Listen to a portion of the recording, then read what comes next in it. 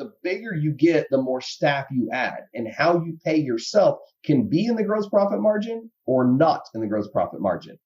So I've learned that over the years of how business owners want to judge their gross profit margin. Where does that line hit to where at the end of the day, what I'm ultimately looking for is, if you want to check Rocky for $1.4 million, how much are you willing to hand your marketing team to make you that amount of sales?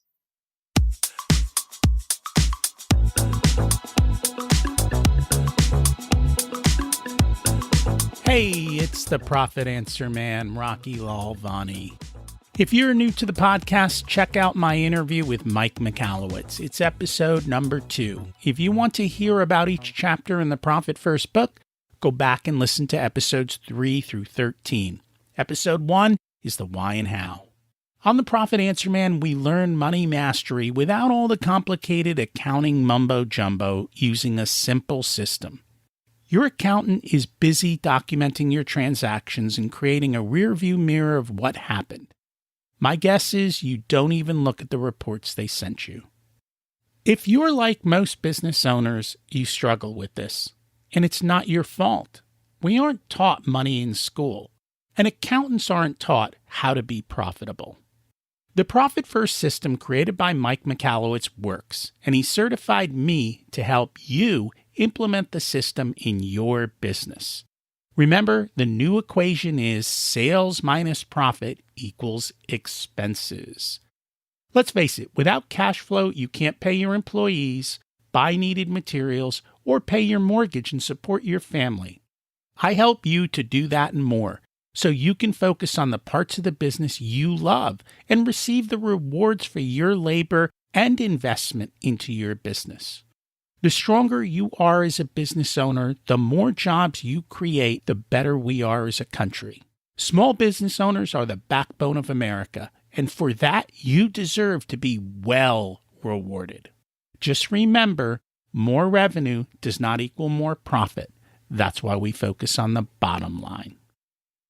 Every month on the second Thursday, we've got a live Q&A to answer all your Profit First questions. There's a link in the show notes to sign up. I made it easier because the old system was too difficult. So check it out. Hope to chat with you and help you be more profitable. You know how I feel about overspending on poor performing marketing efforts. That's why we're back again on this. We're going to talk about the right KPIs for your revenue generation. How do you set the appropriate marketing budgets you need to get the sales that you need to thrive? That's our goal for today. And the biggest thing is not wasting money and time in places that provide no sales and no results for you. You've heard me say this. If you don't have targets and scoreboards, how do you know if it's working? And where in the process is the problem? What if you had a crystal ball to answer all these questions? Well, today, our guest is going to share just that. Joshua Ramsey is CEO of Strategic Point Marketing. He's been doing this since 2001. He has led over 80,000 successful campaigns. He works as a fractional chief marketing officer. What does that mean? It means that you don't have to pay a fortune to get A players on your team to help you achieve and solve this. You know, as Dan Miller says, actually it's Dan Sullivan, who not how? Who can help you achieve the results you want, not necessarily so much that you need to wear another hat. Let's meet Joshua and find out how. Welcome to the Profit Answer Man, Josh Ramsey. It's great to have you join us today. Thanks for having me. Excited to be here. Can you share a little bit about yourself and your business? Yeah, absolutely. So I'm a fractional chief marketing officer. And to give you a little bit of a story of why I do what I do, I think it helps to understand my narrative. So in the late 90s, early 2000s, I sold media for my career path at the beginning. So I did transit advertising, marketing in the way of like media placement, ads, online, digital, and so forth. 2004, I moved to a full stack ad agency, top 100, elevated myself. And then 2009, everyone remembers the great economy of 2009. And at that time, I organically needed to start my own ad agency. So I did that. And then after 10 years of doing that, I took a little bit of a break and reset myself and looked at the market and figured out, I'd rather guide companies than sell companies. So that's why I move into the fractional CMO world, is to help guide companies on the best choices rather than sell them a product that maybe they don't need at that time. What an amazing concept. Selling a product that they don't need. It seems like so many business owners buy stuff they don't need. Guilty. Here I am too. The worst part is when you sign up for the trial and you forget to cancel it. And 9 months later, I go, hey, why are you spending all this money on all this stuff? And they're like, what? Yeah, exactly. Again, guilty. You get set reminders on your calendar to shut it off. So that is one way to do it. The other way for people who are really bad at this is, I'm going to put in a plug for this. Well, I'm not going to say that. Citibank has virtual credit cards. And what a virtual credit card allows you to do is create a number, put it in, and expire it next month. And you can make 100 of them. So when you sign up for a trial, you go ahead and you do this. And when they go to renew, it dings. And then they start emailing you and you go, I ignore you. And you move on with life. Very interesting. Yeah. The other thing is, if you're stuck in all this stuff and you can't get out of it, call your credit card company and go, hey, I think I lost my card. Can you send me a new one with a new number? And they will close the old one, tell them not to transfer anything over, and start fresh. And then everything will ding. And then you have to make a choice, credit card by credit card transaction, of whether or not you want it or not. So funny, we're here to talk about marketing, and we're here to talk about good marketing versus bad marketing, and also overspending on marketing. What I have found for most small business owners is they can't answer a lot of simple questions, which are, how many leads do you have? What's your conversion rate? What's your best source of leads? And how much are you spending per that lead source? The more and more of this information we can get, the easier it becomes to decide where to put our money, where to increase money, where to cut spending, and where to see that we're just flushing money down the toilet because we thought that's what was happening. The reality said something different. I'd love to hear your thoughts. Yeah, I mean, how much more can I build up into what you just said? I mean, you just took the words right out of my mouth. I mean, it really is a lot of times identifying the cost per lead and the cost per sale by lead source. I mean, that's exactly what I talk about all the time on the marketing side as the CMO for a lot of different companies. So really honing in on that and then looking for what I call leverage points, because again, when you advertise on something like organic or paid online ads, you're talking about inbound marketing, people looking for you, but your message has to change when you do something like a television or radio or print. Your messaging has to really be modified, and therefore your landing pages need to be modified. And even if you go granular with that, let's say that I'm just going to pick a pest control company because everyone understands the need for pest control. And if you're advertising for ant pest control versus, say, roach pest control, while the pest control company would use the same technology, they would want to advertise differently and their message would be different. And therefore their ad cost is different if they don't do it the right way. So there's a lot of granular that we could go through just in that little, for instance, of, how many different categories in one company could you have, and how you go about advertising it in the messaging, and how Google even changes what they charge you for a lead if you don't have the right messaging on your page. It's called quality of ads. Let's dig into all of that. But before we do, I have a quick question. Who really knows who the avatar customer is and why they're buying? Because I sometimes see that the business owner just throws money and figures the marketing company will figure that out. And the marketing company's like, no, you didn't pay us to figure that out. And you refuse to do the work to help us figure that out. So who is it? Well, I think it's a combination. Generally speaking, as a CMO, when I walk into a relationship, is identifying your target audience, whether that's an avatar or a bio. And I think sometimes those get confused a little bit, because if you can create an avatar, at least this is how I read it. And I think the nomenclatures can change from person to person or industry to industry. But I look at an avatar to say, this is an exact profile or buyer. But a bio would be more of like, here's a wide range of who we want to target, right? It's like a household income in a certain zip code. You wouldn't really have that being an avatar. You would have that being the bio. Like, this is the detailed of who we want to target audience. That's a lot of times what you look like when you do the lookalike audience on social media, or, Facebook, call it meta ads, So I think kind of understanding that, but then it becomes a conversation with the CEO and executive staff with the CMO to understand who you're trying to target, why you want to target them, and then understanding what message they want to hear. It was once said by a marketing guy. He said, marketing is real easy. Figure out what your audience is thinking and say that to them. That's it, so. And along those lines, I think what happens is too often business owners are much more technical.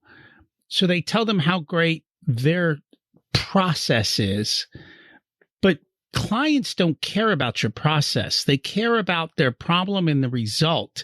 And so you have to talk about the problem, the way the client describes it, and the result they want, the way the client describes it. And so if you're not listening to them and kind of getting their words to essentially hand back to them, you're not connecting. Again, well said. There's a lot to it, and it's not necessarily a simple process, but I think that's why it has to take a team effort to really put it together and then craft that message. And I think this is also important for people to understand, and a lot of what you and I want to chat about today. But I oftentimes in the marketing world, I separate things. And one of those separations, it just creates clarity. And in that clarity, we talk about strategic messaging versus tactical marketing. Your strategic message is the craft of your message and what it says and what your core competency is and how to set yourself apart from others. Within that, you have things like your USP, your unique selling position. The tactical marketing is where you place it. So each strategic message then has to match your tactical placement, and your tactical placement is where your ad budget comes in. So it's then placing that strategic message. And that goes back to my point of leverage points, because sometimes you have the best placement, but your messaging has to be tweaked. And if it's not proper, a lot of times you keep the placement, but you tweak your message before you just say, oh, Facebook doesn't work for me, or Instagram doesn't work, right? Because that tactical placement could be perfect. But again, if your message isn't right, that's where you start with your leverage points. And again, I say that's where you start with your leverage points in a vacuum of what I'm discussing. Everyone has a unique situation. So let you tell us, how do we look at this? What should we be measuring for? How do we do? Because at the end of the day, we have one simple thing. We want to spend as little as money as possible and get the most amount of sales. So how do we do that? Yeah. Again, great question. And it's such a long answer. I'll try to keep it, without getting too granular too much. But, your leverage points are really what you could consider a weakness in your strategy. But to understand that, you have to have your KPI metrics to understand this is the expectation of what I'm going to get back on a projection based on what I spend. The leverage points become, are you under leveraged or over leveraged? So for instance, you have law of diminishing return. At some point, you can only spend so much money in one ad category that it's not going to work. I'm going to use an example. I live in Texas, and really heavy in the South, there's a brand called Buc-ee's. And Buc-ee's puts a lot of billboards out there. So the other day, it was actually last week, I was driving from Austin back to Dallas, and I just saw billboard after billboard about Buc-ee's, just how far it was and all the different offerings. And it was just more and more and more and more. And I'm thinking to myself, okay, if they took down 2 billboards out of the probably 30 that I saw, would I still come to Buc-ee's? Probably. Well, what if they took down 50% of the billboards? Would I still go to Buc-ee's? Well, at that point, that could be law of diminishing return, where there's always a number of, is it really needed for me to drive 200 miles and see 30 billboards? Does it need to be more? Does it need to be less? And sometimes that's unknown, but that's where you figure out your leverage point. You understand that there's a law of diminishing return for that leverage point to know, okay, at this point, I've spent too much. I'm at 30. I don't need 31, right? But then that takes understanding. Now, I'm probably using a hard example for us to pinpoint, but you kind of get a better idea when you start thinking in that process. I think they need 30, and I'll tell you why. Because I know as people are getting closer and closer, the anticipation is just growing and growing. If you haven't been to a Buc-ee's, they have built an experience, and it is unbelievable. And so they do that. Let's stay on that for just a second, because here's where, as a CMO, I love the iron sharpens iron, right? Let's have a fun argument here, right? So as we both smile at each other and we shake hands, like, let's have a fun argument, because I would debate that maybe it's 30, but now it's how often do you see it? What if you're 200 miles away and there's 15 in the first 5 miles? You've now overspent your budget in the first 5, but because you didn't get granular. So let me use this explanation. When we do online ad placement for movies or streaming or shows that are coming out, you have this, what's called the ramp. And the ramp up is basically you trickle the information months ahead or weeks ahead, depending on your ramp, your runway. Some people use the word. But what happens is, if you watch carefully, that ramp starts low with a small little sprinkle. And then as you get closer to that time of launch, it starts to go up, where you have more and more and more. And then it's like the week of that Wednesday to Friday when it publishes and goes live, and you can go see that movie on Friday night. That Wednesday to Friday, they probably spend about 60% of their entire budget than they do the however much time of the runway that they started, right? So I think that's part of that leverage point, and that's also part of understanding when you're spending the money at the right time. And then it becomes the aftermath, right? The post-show marketing of, hey, we published this show, we had this many Americans or whoever come see this movie, and here was the time frame. So then you also have to take a percentage of your budget for the post-show of showing the results, building social proof, and follow-up. I'm going to kick that back over to you, but that's just something to kind of consider, that I think a lot of people look at it and they go, exactly what you said. Oh yeah, 30 is what's needed. Right, but could it be 35? And then what's the placement? What is the frequency? And that does make a lot of sense. I mean, with Buc-ee's, it's easy. You're driving down a captive highway, which is different than for many businesses, because then we have to start mixing it up. If I were a different business, billboards may or may not work. In some of my clients, we're going old school postcard because it's so much cheaper than online. Other businesses, where is your client hanging out that you can reach them and do that? So I think it's also understanding that. That's the thing that people tell me. I go, well, where'd they come from? They're like, well, we're not sure. We have TV ads and we have the website, and we do these sponsorships, but A, the client can't tell me where they came from, and B, they haven't built a good tracking system. So I don't know if you all know this, but if you come through the internet, everything is cookied and tracked. And so people who have good tracking systems can actually watch the journey, see how much time you hung out on the website, see all the clicks you made, see where you spent your time in your journey. That's why all your potential Christmas present purchases are showing up across your web browser. Yeah, I mean, I think when it comes to the tracking, there's something to be said about the holistic of everything that comes in and what your marketing dollars are, but then the granular of each different platform that you use, right? And that's where you get your leverage. Your leverage has to go by platform, but then your holistic, is going to be your overall, this is how many leads as a whole came in, referral, paid ads, television, billboard, whatever you're going to do. And that's where you kind of balance that out to understand, each vertical that drove in that lead, but then holistic as well. So most small business owners don't have the budget that Buc-ee's does, nor do they have the help. So How does the little guy deal with all of this? Because it seems overwhelming. Well, again, that's why, a lot of companies will hire a fractional CMO, right? Because what they're trying to figure out is where do they place their ads with their budget, and how is that going to affect them? How is that going to help them grow?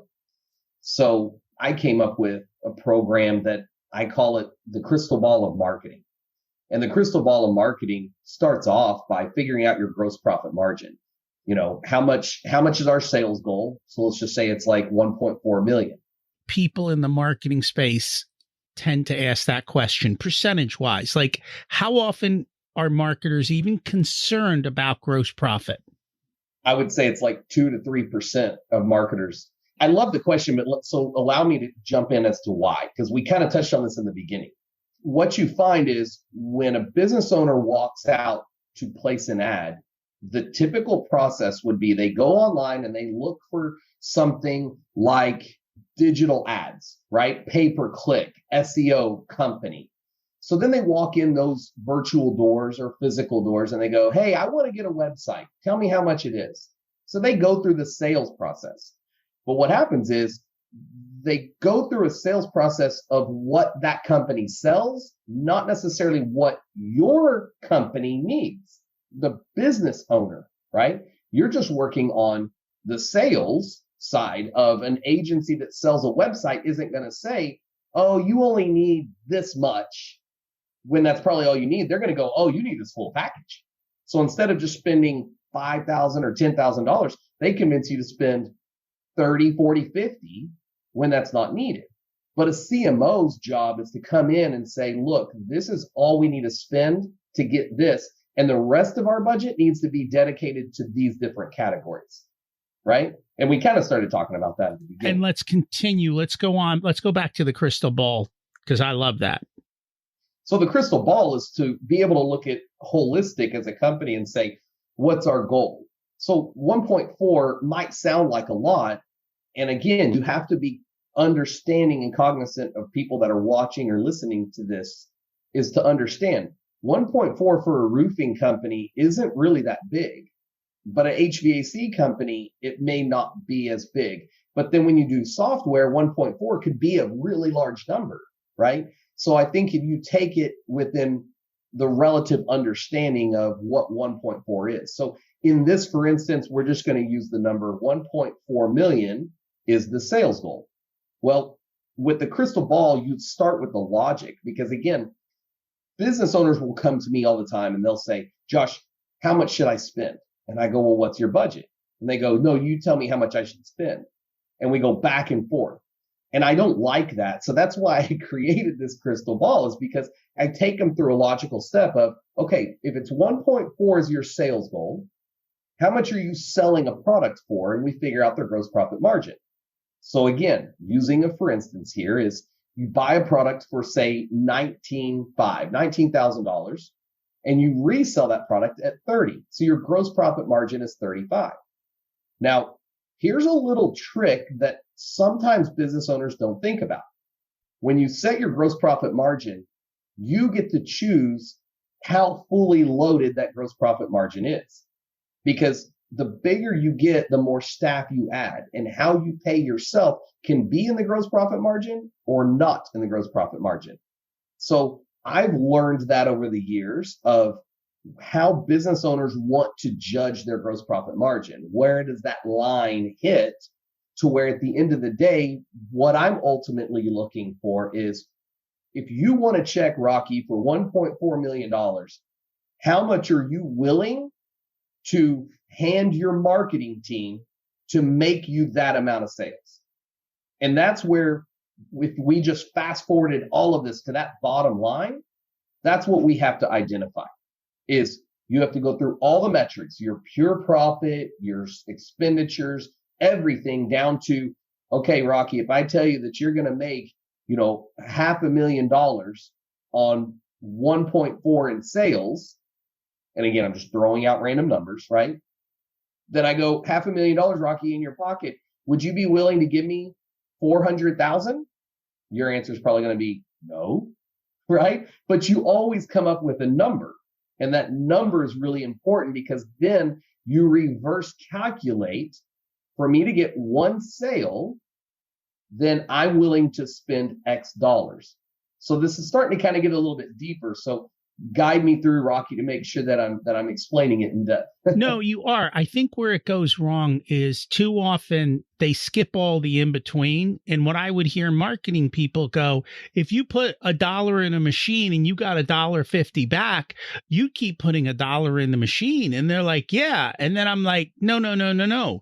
If you put $1 in the machine and it costs you $4 to return the sales or the thing, you're going to lose money every time you spend on marketing. And I think that's where the problem is. People overspend on marketing. A.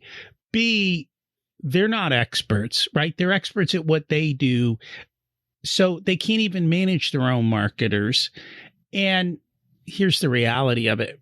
This stuff changes constantly. The algorithms change. What works today doesn't work tomorrow. And then the last part is building out the systems to actually track the KPIs to look at what that looks like. And I'd love for you to at least just touch on some of these different KPIs so people have to think about, what should I even be tracking? Yeah, before we jump on that part, let me wrap this other part up just a little bit more to put it in a nice little bow. When we go back to the example that I was just talking about, the 1.4 is your sales goal. So for anyone maybe writing this down for notes, 1.4 is your sales goal. You're reselling a product at 30,000. That means for you to hit that 1.4, you can do the simple math to break it down to realize you need approximately 4 sales a month to hit your 1.4 with that vacuum of a conversation. So now the question becomes, where can you get those 4 sales, and how much do you have to spend to get it? Now, when I say how much you have to spend, let's be careful to understand. How much do you need to not spend, looking at your leverage points, to get those 4 sales, right? But I think that's a huge step when you just accomplish that information, to know how many sales you need to get 1.4. That at least starts to narrow down how many sales you have to have per month, per year, and then you set your goal on that. Now, some people are going to say, well, I sell one job at 30,000, and then I sell 5 more at 15, and then another one at 50. Well, you just take your median, right? However many jobs you're selling, the percentage, and you figure out the median. That should be simple enough for people to understand. But I would tell business owners, don't get caught up in the minutia of it. Get caught into, what is your average sale? Not, hey, I sell a 50,000 job one time, but the rest of them are 20, so I'm going to average it out at 40. No, you got to be honest with yourself, because if you're not honest with yourself, then you're only failing yourself. So as we transition this into the tracking side, Rocky, I'd shared a story with you before. And just to kind of keep it short and sweet, had a business owner come to me. We ran all the calculations. We set up ads. We ran ads, and we were generating a great amount of volume of leads, not sales, but leads. He told me before we even started the campaign that if I put him in front of these people, he would sell them. He could do 80+%. I said, well, that's not true. I said, you're dealing with apples, not watermelons. You're closing 80% of an apple, not 20% or 30% of a watermelon. So I brought his sales number down and said, look, I just want you to close 30. That's it. We ran the campaign. We tracked it. And when it came back and we looked at the numbers, he was angry because he said, I didn't make the money you told me I would make. I did this. I did all this. Here are my margins. Here's everything. And I didn't make it. So we looked closer at it. And the first thing I looked at was, what's your closing percentage? His closing percentage was at 24%, not 30, not 70, like he said. It was at 24. But because he wasn't honest with himself, I mean, take me out of the equation. The business owner's not honest with themselves.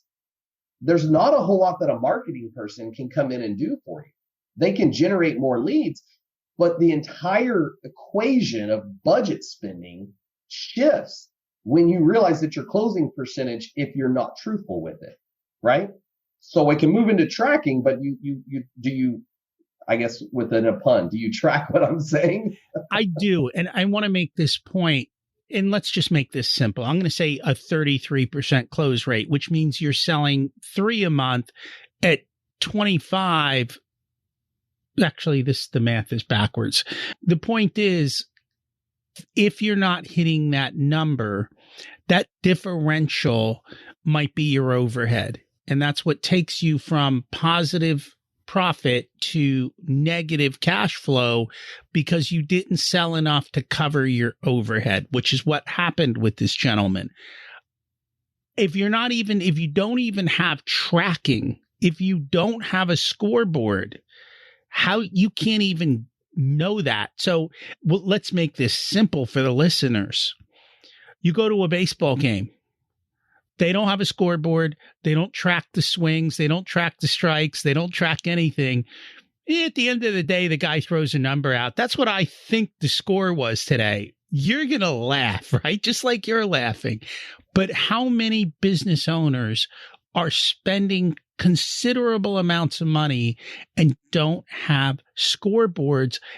It's my gut feeling. Okay. Gut feeling's wonderful, but numbers don't lie. And the more and more we put numbers to each of these different metrics, the more and more we no longer have to point fingers. The more and more we go, the marketing worked, your sales didn't, or your salesperson didn't. What I see more often than not is the marketing works. We got 20 leads this month, and I passed them out to 5 salespeople. 2 salespeople are crushing it. 1's hitting the number, and 2, let's just say it ain't happening. And now at least I can figure something out. Those are the 2 salespeople I need to work on. Is it a training issue? Is it something like now I can do something with it and we can start to improve? Otherwise, it's everybody pointing fingers at everybody. Everyone's screaming in chaos. So having numbers, the more numbers we get, which I know people hate but the better we get at this and the more you automate this and the more it becomes systematized, the more money you get to keep. And that's what this is all about.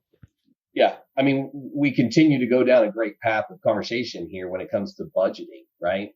And I would say to kind of build into that of the numbers that you're talking about, I use a simple equation when you don't have those numbers readily available or you're trying to start right now to get there. I use what I call the law of the thirds. So the law of the thirds is kind of a loose evaluation, but it gives you a KPI to start with. You got to have something of a guess to be able to figure out where to go. So you use the 33%. I use 33% as the industry standard of when you take, 3, 4, 5 salespeople and you throw them out there and you kind of expect the 30%. Well, if you're looking at it, you go, okay, I have to get one sale. Then the law of the third says that you need to have 3 qualified leads to get one sale. But out of that 3 qualified leads, you need to have six leads that have at least identified themselves to you as a potential to become qualified. And then from that 6, you basically take it up to around 20 to 25 to be able to say, I need 25 in that range for me to get 6 that are going to filter through. And then you have what's called leakage in your funnel. And that leakage is always going to happen. But now you go to where I think a lot of people have failed. And this has been like a really key part for me lately with a lot of clients is the opportunity time. And the opportunity time is real simple. When someone contacts you, you have basically 3 minutes, 3 to 5 minutes to be in touch with them in some capacity. So you can automate text, you can automate emails, you can, send a phone call to them. There's a lot of different ways now to communicate to your salesperson as soon as that lead's identified. And that drastically increases. But then the long tail after that is also important that can be automated into a funnel system. So when you talk about tracking, it really depends, again, on the granular level of what are we going to track, of where the lead comes in, and then how fast have we communicated with them, how long do we communicate? And this is why the CMO really can help a company out, because it's identifying the leverage points and growing into that of what is most leveraged right now? What do we need to build in what order? And what are you currently doing well? And what you need to really step it up, and what's your priority? And if you'll indulge me for just one more second, Rocky, when people go to build a website, a lot of them don't understand what I'm about to say, but hopefully this will open some eyes up. When you start something, there's always a core competency of what needs to be done. But having the experience to know that core competency is extremely important. Whether it's building a car, building a house, building a marketing campaign, or building operations for your company, there's always that core competency of what you do first. And I think that that's a key of understanding that every machine is going to be different. Every marketing system is going to be different, but the comprehension of why buyers buy does not change. It goes to just human intelligence of how buyers buy. It does. And again, the more we have data, the faster we can get it and the quicker it moves. It's amazing. So it reminds me of a story. I haven't told this one. When I first started out in sales, I had a cell phone, but it was 90 something cents a minute. So I wasn't picking that thing up very often.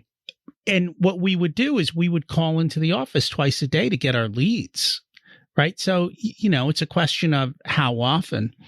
I bought a pager, and I'm like, every time I get a lead, page me. So if somebody called the office, within minutes, I was on the phone with somebody. Now, in today's world, that whole thing has come down to milliseconds. I go put something in online sometimes and my phone's ringing before I'm done. But the first one there usually wins. And so it's also building out those systems to be able to do that, to have the speed, to make sure your salespeople are picking up the phone. All of these different things are metrics that have dramatic effects on end results. The audience couldn't see this, but Josh showed me stuff. A lot of what Josh showed me actually sits on top of what we do. We track a lot of these metrics, but I don't go into the details that somebody like him would. But when I've got a guy like that who can take care of the marketing and we all flow together, it becomes so easy to go, oh, there's the leverage point. This is where we need to put the money. This is what we're expecting as results. Now let's test it and see if it's true. So I love what you're doing. Kind of piggyback on that a little bit. And one of the things that I love is I like to disrupt. I think some of the best marketing people out there are disruptors. I'm not one of those guys that go around cursing all the time to try to disrupt, but I like the disruption that's a little more PC, a little more palatable for the majority of people out there. But when I talk about disrupting, I like the whole phrase of you can lead a horse to water, but you can't make it drink. Do you agree with that, Rocky? I do. So I'm the disruptor that says, I absolutely disagree. And here's how and why I disagree. I can take that horse out and I can run it in 100-degree heat and not let it drink water for a solid day. And by the time I lead that horse back to water, it's going to drink. Right? So when you just said a couple of little buzzwords to me, it made me think about it. And I said, okay, so how do we make that horse in the marketing world? How do we do that? How do we run that horse at 100-degree heat? And the answer that I bring to the table isn't just the tracking or the marketing, it's all of it. And in the bigger picture, when people buy, they buy on 3 core ideas. The first one is advantage to ownership. Why is it that I want to buy whatever's being sold? They become identified buyers in their own mind. The next step is objections to ownership. The objections are when people say, I don't know if I really need this, or they're trying to become educated about it. So price is one of them, but is it going to really solve my problem or fill my need? Do I want to buy it? This is objections. The third one is vendor selection. And that's what you're talking about. The fastest one there wins. But I believe strongly that if you do a good job of overcoming objections in the learning process, it will change the time of who will communicate with you versus someone else. They may wait in line to work with you because if you've overcome their objections and you've done a better job educating them on the advantages, and you've done a better job separating yourself with what I call the USP, unique selling position, and you really have set yourself apart, when it comes to vendor selection, that buyer is going to be more picky because you've set the bar much higher than your competition. Therefore, you stop working on vendor selection. Therefore, you spend less per lead when your marketing and communication is done right. And I'll pause on this and kick it back over to you. The saying that I live by is have something good to say it well, and say it often. And saying it often doesn't mean you have to spend a lot of money, but if you say it well, you can communicate to a smaller audience. If you communicate it well, you bypass the vendor selection, and therefore you save that budget money because you've done such a fantastic job of communicating your strategic message. I'm a big fan of They Ask You Answer, which literally is you create within your website or systems, you answer all the buyer's questions. You take them down the roadmap. And all of this happens before they're still out looking. They haven't picked up the phone to call yet. The 6 vendors. In that case, the other 5 don't even get a phone call. And so I totally agree with you on that. And that comes down to marketing, but all of that comes down to before you even spent $1 on, before the stuff went out, you've got to build out all those systems and have it ready. So when they come and they see you, they immediately go, oh my God, this is the one that I've been waiting for. And, when we go back to leverage points, I just thought about this. I have it sitting here on my desk, so I'm going to show it here on video, but I'm going to speak through it. Too often times when you send out, and you brought this up, postcards, the postcards, they always say that the front of the postcard is the side without the address. And the side without the address is actually the back of a postcard. The front of the postcard needs to have a big, bold headline that is engaging and educating, where a consumer, whoever your audience is that gets that card, doesn't have to flip it over. Because they say with a postcard, it's left hand, right hand, trash can. So you only have 2 seconds in between left hand and right hand. But how does mail come in your mailbox? It comes with the face up is the front of the card, which has your name on it, because that's how the mail office sorts it.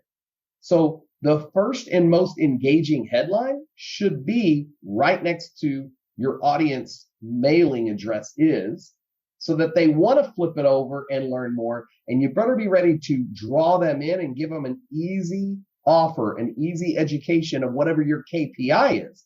Is it to get them to do something or just brand your name? And I think that also now goes back to your KPI of expectation when you spend your budget. If you send out 1,000 postcards and you spend $5,000 sending out a jumbo postcard, you have to know what you're wanting to get back from it, right? And that goes to your benchmarks or your KPIs tied back into your budget, tied back into tracking, right? So everything kind of comes back together.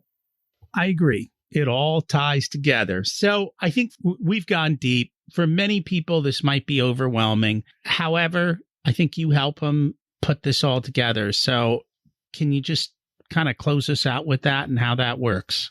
Yeah. So again, Rocky, I really appreciate you being on. And, anyone that hears or watches this podcast, I would just say, I'm the type of guy that I love to help people. It's just a passion of mine, is to give. And I believe that if I create a good user experience and give good information, that the return will be there. It has been for all my years in business, over 20 years in business. And I just continue to see that happen. So what I offer to people is that they go to my website, which is jrcmo.com. It stands for Josh Ramsey, Chief Marketing Officer. So jrcmo.com. They can just submit a form online, a contact form, and just mention, hey, I heard you and Rocky talking, and I'd love to go through your, what we call the crystal ball of marketing. And I'd be happy to walk you through that and help somebody, anybody and everybody to walk through the crystal ball of marketing so that they can have a clear vision of what they should be spending, how they should spend it, and what ROI to expect from every dollar that goes out the door. And we'll put a link to that in the show notes. Thank you so much for joining us today. Thanks for having me, Rocky. It's great being here. Here's the truth. Most business owners can't get me the numbers we need to effectively analyze their sales success. And that's why I was excited to talk with Joshua about his. He can create the crystal ball spreadsheet, and he literally layers it on top of what we do. Okay, I get excited about spreadsheets. That's me. Maybe you're not, but this is how you get good scoreboards and tracking, and your cost per lead, cost per sale. All right, don't feel bad. Most small businesses don't have these metrics. Okay, it's just the reality of it. You might think they do, but most don't. At least from what I've seen. At the end of the day, sales starts with knowing how you sell and who you sell to and what they are really buying, and then creating great messaging that aligns with your target audience and putting that in the right places where they are so that you're fishing where the fish are so you get the maximum return on your investment. Because you don't need to spend more resources. You need to be more resourceful in your marketing dollars. Okay? Remember to focus on the bottom line. If you'd like for us to be a part of your profitability journey, we have different programs available ranging from do-it-yourself to one-on-one coaching. Our course, The Profit Blueprint, teaches you everything you need to know to transform your profitability. There are 3 different tiers ranging from DIY to done with you so that businesses of all sizes can get the support that's best. Join the waitlist in the show notes to get more information and be a part of the next cohort. If you want a done-for-you service, you can hire us as your Chief Profitability Officers. We only work with a handful of clients, so they all get our full attention. We work with business owners who have or are growing to $500,000 to $10 million in revenue. You can use the scheduling link in the show notes to get on our calendar for a good fit conversation to see if we're the right people to support you and how we can help you. This episode of the Profit Answer Man podcast is brought to you by SMBpodcastnetwork.com. The network is a collection of podcasts and shows from around the internet which focus on bringing you interviews with amazing guests who share actionable advice, ideas, and information for small and medium-sized business owners and entrepreneurs. Visit www.smbpodcastnetwork.com to find more great shows and easily subscribe to be notified of new episodes. It's a great way to discover quality content. If you've discovered us via the network, then I hope you enjoy today's show and will consider subscribing directly so you never miss our episodes. Remember to check out my other podcast, Richer Soul, where we talk about how to live the ultimate life and be the best business owner you can be. As we close out, let's repeat the mantra. Revenue is vanity, profit is sanity, and cash is king. Have an abundant and profitable week.